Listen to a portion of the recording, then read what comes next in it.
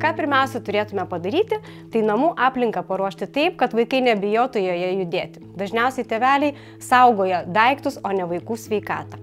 Neatimkime iš vaikų noro ir galimybės pabūti kiekvieną dieną gryname ore. Skatinkime jų aktyvumą ne tik namuose, bet ir vaikščiodami grynam ore. Netingėkime peršokti per balą, netingėkime apibėgti medį. Eidami kelkraščiu pereikime jo borteliu, susikurkime ritualus. Bet kuris vaikas visą gyvenimą prisimins tai, ką darė vaikystėje. Pavyzdžiui, grįžę namo turime apibėgti namą. Išeidami iš namų turime atlikti kažkiek tai šuoliukų. Šie prisiminimai išlieka visą gyvenimą ir skatina vaikus ieškoti galimybių judėti bet kurioje aplinkoje. Ir tai galima daryti gyvenant bet kokiamis sąlygomis ir bet kokiu oru. Labai svarbus dalykas yra nedaryti už vaikus to, ką jie gali padaryti patys. Įvairius ritualus įtraukite į kasdienę veiklą, į higieną, į mitybą, į kažkokį tai laisvą laiką, kada galite jį praturtinti fiziniais pratimais. Na, pavyzdžiui, ryte atsikėlę būtinai pasirąžykite. Tempimo pratimai suaktyvins visą jūsų kūną ir diena atrodys tikrai žvalesnė. Valydamisi dantukus galite padaryti kokią 10 pasistebimų.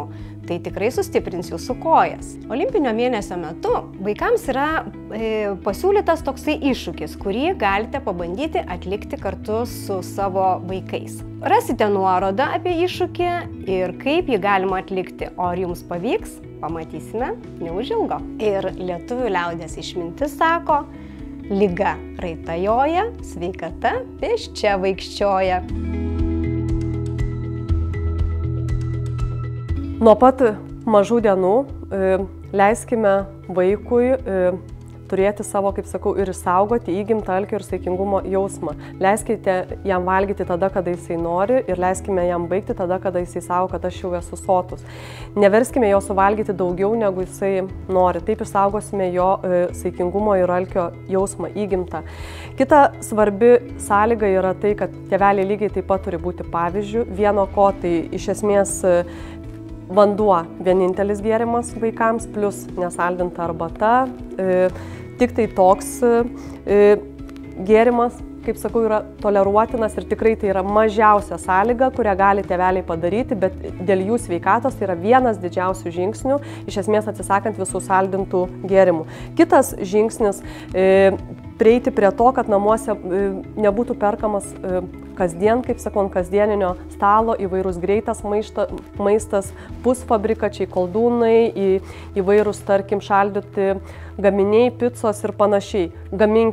Gaminkime iš tų paprastų žaliavų, kaip sakau, tą greitai paruošiamą maistą, bet rodykime vaikam pavyzdį, kad mes norime valgyti šiltą, šviežiai ruoštą maistą ir mes norime, kad jie valgytų tokį, nes tik tai toks maistas išsaugo daugiausia vitaminų, mineralinių medžiagų ir tik tai toks maistas yra sveikatai palankiausias.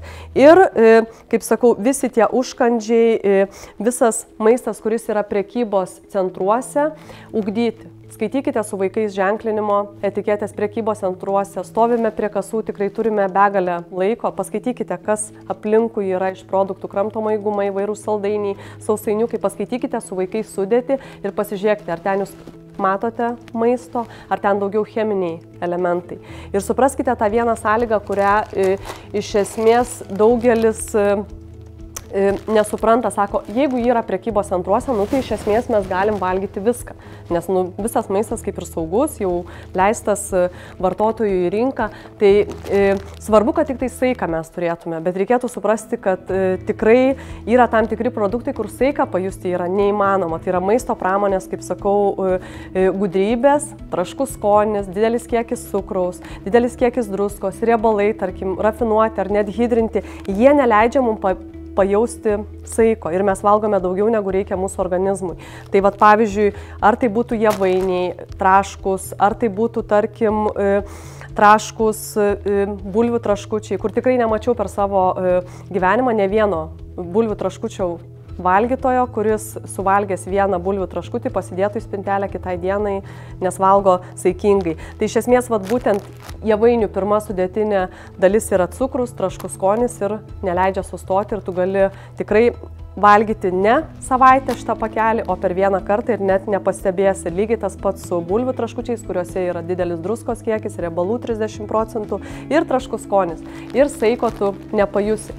Taip pat tėveliai turėtų žinoti, kad jeigu yra pakuotės vaikams linksmos sukurtos, tai nereiškia, kad ten mes rasime sveikesnį produktą. Tokių teisės aktų reglamentuojančių, kad būtinai gamintojas turi pagaminti sveikesnį produktą, jeigu uždeda vaikams patrauklę pakuotę, nėra.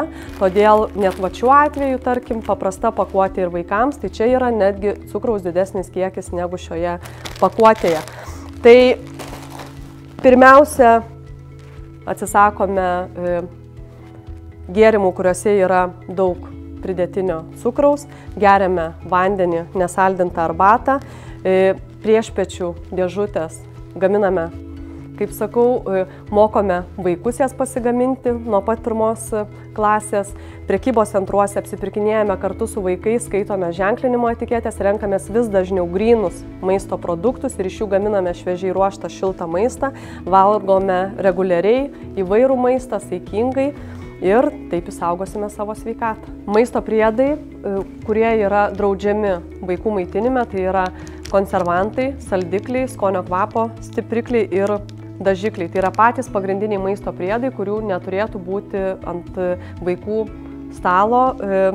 Ir nesižavėkime įvairiausiomis vaistinėse, pavyzdžiui, parduodamomis vitaminizuotomis lazdelėmis, jeigu vaikui, tarkim, trūksta vitaminų. Čia tikrai yra visa puokštė maisto papildų, taip pat įvairus, kaip sakau, jeigu mes turime įvairiausius guminukus, saldainius, čia irgi įvairiausi dažikliai, konservantai ir saldikliai gali būti netgi šiuose produktuose. Nesižavėkime gėrimais ar jogurtais, kuriuose būna visas cukrus pakeistas saldikliais. Jau net nuo 2011 metų vaikams yra uždrausti saldikliai toks kaip maisto priedas. Tai yra patys blogiausi, kaip sakau, maisto priedai, kurių neturėtų būti ant vaikų stalo. Tai dažikliai, konservantai, saldikliai ir skonio kvapo stiprikliai. Tėvai dažnai klausia, ar net neklausia, bet pastebi, o ar įmanoma, pavyzdžiui, vaiką išleisti į mokyklą, į 1 klasę ar ne, neįduodant jam, pavyzdžiui, išmaniojo telefono į rankas. Ir dažnai atsakymas būtų tikrai taip. Vėlgi, tai nereiškia, kad, nes tėvai ko baiminasi, kad jie nepasieks vaiko, negalės jo sekti, kontroliuoti, ar nežinau, kaip tai galima pavadinti. Bet iš tikrųjų įduodami vaikui išmanųjį telefoną, kai jį išleidžiame į mokyklą, mes vėlgi nejučiom jam duodam labai tokią dviprasmišką žinią. Mes nemokom jo pasitikėti tais žmonėmis, kurie yra šalia jo ir ypatingai tais, kuriems mes iš tikrųjų patikim savo vaiką. Tai yra mokytojais. Yra labai paprastas dalykas, mes galime vaikui sakyti, kad klausyk, mokykloje yra mokytojai, kurie tavim pasirūpins. Jeigu tau tikrai kažko reikės, jeigu man reikės susisiekti su mokytoju, yra būdai, kaip tai padaryti, ar ne? Vėlgi ne pamokų metu rekomenduojama, bet yra būdai. Jeigu mokytojai iš tikrųjų reikės susisiekti su mumis, jie tai irgi gali padaryti. Tu gali paprašyti, ar ne, kad tai padarytų, jeigu reikės. Bet yra daugybė dalykų, kuriuos mokykloje sprendžia ir puikiai gali išspręsti mokytojai. Ar ne? Ta prasme, nes jie tuo metu yra tie žmonės, kuriais gali pasikliauti. Kai mes kalbam apie tam tikrą, vėlgi, ir vaikų, kitą kartą supriešinimą su mokytojais ar kažkokias nepasitikėjimus, nepagarbą ir taip toliau, vėlgi labai dažnai nepastebim, kad tai prasideda nuo to, kad mes sakom, štai telefonas ir jeigu kas atsitiks, būtinai skambink man, ar ne? Visai neseniai gatvėje tokį kuriozišką atvejį turėjau, eina irgi, ko gero, 2-3 klasių mergaitės, 3 mergaitės ir tuo metu susisiekia su savo mama, viena iš jų, mama bando naviguoti ir aiškinti joms, kaip rasti tam tikrą objektą, kurio jos tuo metu ir ieškojo. matau, kad jau kurį laiką jos klaidžioja tai į vieną pusę, tai į kitą ir bando rasti. Ir aš tada prieinu ir klausiu, mergaitės, jūs kažko ieškot, gal aš jums galiu padėti? Sako, o taip, mes ieškom to. Ir tada aš jums sakau, jūs eikite tiesiog ten, pasukite ten ir rasite, ar ne, ir jos puikiai randa.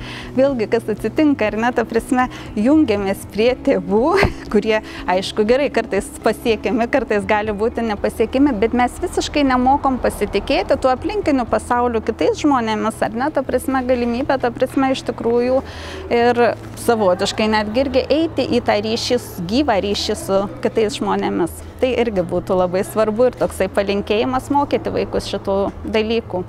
Aišku, pasitikėjimas visada eina ir su mokymu atsirinkti, kada galim pasitikėti, kada ne. Čia puikiai tą žinom, tiesiog kada yra tam tikri pavojai. Bet paradoksas yra tame, kad mes vaikus bandydami bet kokią kainą apsaugoti ir atriboti, mes dėje jų ir nemokom atsirinkti. Ar ne? Nes mokydami pasitikėti, mes mokome ir atsirinkti, kada galim, kada negalim pasitikėti, kada saugu, kada nesaugu. Tie mūsų moksliniai tyrimai, kurie rodo, pavyzdžiui, ar ne, kad naudojimasis ekranais siejasi su menkesne vaikų savivertė, savigarba ir panašiai, tai čia yra elementarus ir labai konkretus pavyzdys ir iliustracija, ar ne?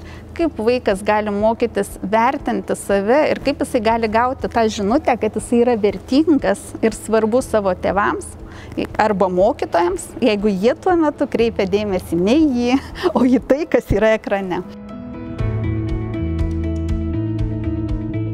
Tai tokie trumpi patarimai tėvams, kaip formuoti gerą ryšį su vaikais, kaip kurti saugią aplinką namuose. Tai iš tikrųjų labai svarbu atkreipti į savo vaikų, tiek ir į savo pačių pagrindinius emocinius poreikius, kadangi čia yra kaip pagrindas. Kiekvienas mes turime jų nepriklausomai nuo kur mes esame gimę, kokia mūsų tautybė, kokia mūsų lytis, kiek mums metų, mes turime pagrindinius, mokslininkai ginčiasi, bet bazinius 7 emocinius poreikius. Pirmasis būtų saugumas. Kiek saugiai aš jaučiuosi namuose? Kiek saugiai aš jaučiuosi namuose, išreikšti visas savo emocijas. Jaustis visai. Tai yra erdvė, kur, aš galiu grįžti, užsidaryti ir būti iš tikrųjų savimi. Ar tai yra tokia erdvė, ar tai yra tokia erdvė jums tėvai, ar tai yra tokia erdvė jūsų vaikams. Čia iš tikrųjų labai svarbu pagalvoti apie tai, ar gali vaikas pykti prie jūsų. Ar gali vaikas verkti prie jūsų, nes labai dažnai būna, ko tu verki, tu esi vyras ar ne vyras, ar boba. Tai čia yra iš tikrųjų tokia klaida, kadangi pirmiausias dalykas, tas emocijos nuneigimas yra kelias į tokį ryšio praradimą. Tai ką jūs galite čia padaryti, tai suteikti erdvę būti visiems jausmams. Taip, ir liūdesiui, ir pykčiui, ir jie visi yra reikalingi. Kai paskui jau vaikas iš to mokosi ir dažniausiai įsikopijuos jūs. Pagalvokite, labai dažnai būna ir aš tikrai pastebiu dar tokių atvejų. Mažas vaikas 2 metų trenkia mamai, jinai trenkia jam atgal. Sako, kad suprastų, kaip skauda. Tai mes ir esam žmonės. Taip, mes jau galim atsisėsti ir pasakyti vaikui, ar tu žinai, kaip man skauda. Ir kai jisai nueis į darželį, jisai greičiausiai taip pat vaikui kitam savo bendra amžiui netrenks, o pasakys, ar tu žinai, kaip man skauda. Tai yra iš tikrųjų menas, tuo mes ir skiriamės žmonės ir gyvūnai. Tai antrasis būtų dėmesys. Kiek mes tėvai skiriame dėmesio savo vaikams. Ir iš tikrųjų grįžta vaikas namo, susitinkame mes, jeigu jau po darželio, po mokyklos vakare, kokie pagrindiniai klausimai. Dažniausiai, būkim sąžiningi, ką valgiai ar valgiai, kas užduota, kiek gavai. Tai čia iš tikrųjų turėtumėm jau suprasti, kad ryšį formuoja, tikrai ryšį, iš tiesų gilesni klausimai ir gilesni pokalbiai. Tai atkreipkim dėmesį, pirmiausia yra labai svarbus vaikui, mūsų pačių dėmesys. Ir tikrai yra, vaikas, jeigu jis negauna teigiamo mūsų dėmesio, jisai sieks jo bet kokiom priemonėm. Sieks tada neigiamom ir labai dažnai mes net nesuvokiam, kad vaikas, kuris kažkaip elgiasi maištauja, kad jis tiesiog nori mūsų dėmesio. Mes pykstam ir galvojam, va kaip yra, ir tas mūsų pyktis tai irgi yra dėmesys. Tai vat ir yra tas neigiamas, taip vaikui jau atrodo geriau toks negu kad jokio. Tai būkite budrus. Sako, bent valandą per dieną, mes praleidžiam tik 7 minutės vidutiniškai, tai sunku patikėti, bet iš tikrųjų, paprastas šiltas pokalbis, išklausimas, kaip tau šiandien sekėsi, o kas tave šiandien nudžiugina, gal buvo dėl kažko liūdna. gal dėl kažko juokeisi, o pasilinkit patys, ne vien tik tai kažkokiais tai savo galbūt pasiekimais, palėti kaip jautėtės, galbūt kažkur jums nepasisekė, kažkas jūs prajuokino, kažkas labai nuliūdino, pamatysite, na, iš tikrųjų, kaip vaikai laukia tokių pokalbių. Ir įdomu būtų paskui iš tikrųjų padiskutuoti, ar nesako, kad sunku nuo kompiuterio nutemti nuo televizoriaus, bet iš tikrųjų tie tėvai, kurie sukuria erdvę tokiems atviriem pokalbėm, jie sako, kiekvieną kartą paskui vaikas ateina ir sako, mama, ar eisim pakalbėti, ar bus mūsų tas arbatėlės laikas, ar bus mūsų ten kažkoks supinių laikas. Tai reiškia, jie ieško, jie laukia, vat jau būtent to laiko, kada jau ateina, jie nori tą savo poreikį patenkinti. Yra lygiai taip pat poreikis autonomijai. Mažas vaikas nesvarbu, jam svarbu gal užsiriš pačiam batus, ilgai rengtis, jisai pyksta, jeigu jūs jam padėsit. Lygiai taip pat jūs pagalvokit, paauglys, taip, kokia jo autonomija yra. Tai sako psichologai, na, jeigu jūs labai erzina jau to paauglio netvarka, uždarykite duris, bet susitvarkykite patys aplink save ir būkite tas pavyzdys ir pamatysite ilgainiui, koks bus tas jūsų vaikas, koks bus tas jūsų paauglys. Tikrai ne į kaimyną panašus, tikrai ne į kaimyną. Labai svarbus emocinis poreikis yra priklausimas savo bendruomenė. Jeigu šeimoje, tai, na, priklausimas šeimai. Priklausimas, kiek aš esu šios šeimos toks bendrateisis narys, komandos narys. Tai reiškia, šitoje šeimoje juk mes turim ir savo kažkokias tai teisės ir pareigas kiekvienas vaikas nori būti naudingas, prisidėti. Tas pats mažas, galbūt jisai nori padėti kažkur tėvams, eiti kartu dirbti, tai jums atrodo kartais, kad trukdo, bet iš tikrųjų jis nori būti dalimi. Na, tas pats paauglys sako, nesiurbia kambarių, nevalo, neplauna, bet žiūrėkit, jisai gal gali sąskaitas apmokėti, jisai gali jūsų atostogas suplanuoti. Jo jau galimybės ženkliai aukštesnės, negu jūs jam kartais priskiriate tas, na, tokias prievolės. Tai irgi pasidalinti kartu, įtraukti, kiek aš įtraukiu, kiek aš iš tikrųjų esu pilnavertis šios šeimos narys. Pakalbėjom apie 4, pakalbėkim dar apie 5 pagrindinį emocinį poreikį, tai yra privatumas. Kiekvienam iš mūsų reikia pabūti kartais vienumoje. Taip, tai irgi išlaukime. Jeigu vaikas nori šiandien pabūti tyliai, nesvarbu, ką jisai išgyveno, nesvarbu, gal jis buvo labai piktas, gal jisai labai liūdnas, duokim jam tos erdvės. Nespauskim jo į kampą, kad pasakyk, tu man čia neužsidaryk, tu čia žiūrėk, niekur neišeik, nes ilgainiui iš tikrųjų jisai trenks durim ir išeis. Turite sukurti tą erdvę namuose. Ir pagalvokite apie save, kiek jūs galite pabūti tas laikas savo, bet pabūti su savimi. Taip, apie savo pomėgius, apie savo galbūt kažkokius tai, na, užsiėmimus, kada tik tai savo jūs laikas skiriat ir kaip jūs mokot savo vaikus, kaip jūs jiems apie tai papasakojat. Ne, ar čia aš tik tai jums tarnauju ir tik tai dirbu, ar vis dėlto aš turiu tą laiką savo ir aš jo mėgaujuosi ir pasidalinu tada. 6 pagrindinis emocinis poreikis mums visiems yra augti ir mokytis.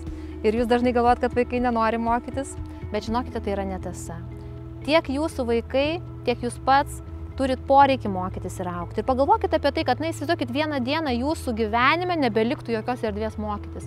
Nebūtų jokios erdvės, tai būtų lubos. Kaip greitai jūsų motyvacija dingtų. Taip, tai būtų lyg toks stovintis, gendantis vanduo. Lygiai taip pat vaikams. Jiems yra poreikis, ne teisė, ne prievolė, nenoras, tai yra poreikis mokytis. Ir pabandyti suvokti, čia yra labai daug apie tai, kaip jūs jam tam mokymosi procese padedat. Taip, ir tai yra tas mokymas, jis nėra vien tik mokykla, jis yra aplink mus visada. Tai yra ir mūsų hobiai, kažkokie tai talentai. Ir čia vėlgi yra, na, vieni sako, tegul išbando visus būrelius, kiti sako, kad tegul eina vieną ir nuosekliai pabaigia. Tai būkit arti savo vaiko, jauskite tą ryšį, jauskite kontaktą ir padėkite jam. Kartais, kai būna sunku gal išbūti, išlaukti kažkaip, tai kartais, na, iš tikrųjų, jeigu jau matot, kad visiškai tenais neverta, tai kažkur, na, šiek tiek truputėlį nukreipti, būkite tie vedliai. Patys pagalvokite, kaip aš mokusi, ko aš mokusi, kaip aš galiu tuo mokymosi procesu pasidalinti su savo vaikais. Nes dažnai žiūrėkite, sakot, vaikas nemotyvuotas mokytis, o mes patys kaip?